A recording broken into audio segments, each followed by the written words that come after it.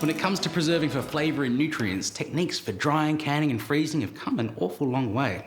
And I think you'd be surprised at the results you can achieve from just your freezer or your pantry. To prove my point, I'm going to make a delicious cheesy tuna bake just from the ingredients I have lying around. And it's very hard to spend a lot of money at the shops if you don't even have to go to the shops in the first place.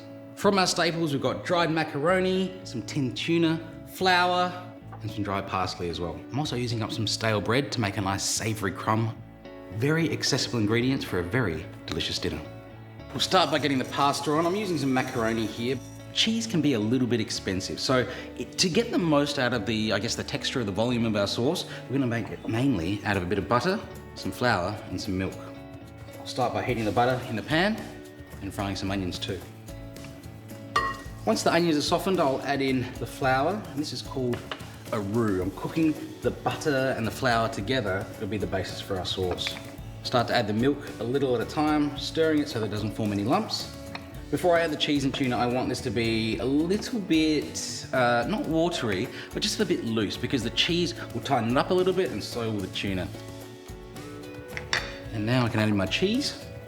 Cheese is probably the most expensive part of this whole dish, but we've only used about 1.5 cups for quite a good amount. And the tuna too. Drained pasta, cheesy tuna sauce. I'm gonna mix those two together. Now this can go into a baking dish. Finish that with a bit of cheese on the top. Time for the oven. That'll bake for about 20 minutes to half an hour, and while that's happening, I'm gonna make a nice crispy breadcrumb topping for the top. Some people like to bake it with the breadcrumbs on top. I think you get more bang for your buck if you do it separately.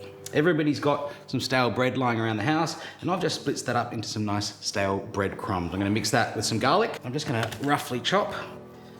Now let's talk herbs. Herbs can be expensive, especially if they're just gonna go soft at the bottom of your fridge. So either buy them in the pot, so you can grow your own herbs, and even as you use them, you're growing more as it is, or just go for dried herbs. I'm a big fan of dried herbs because they have a lot of flavour. I can smell the parsley in that.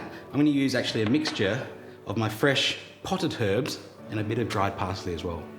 Now this all just needs to be fried together with a bit of butter and a good amount of salt. And that'll be a lovely crispy topping for our cheesy tuna bake. How good does that look? Just gonna take a nice scoop. It's looking great. And then some of our nice garlic breadcrumbs on top.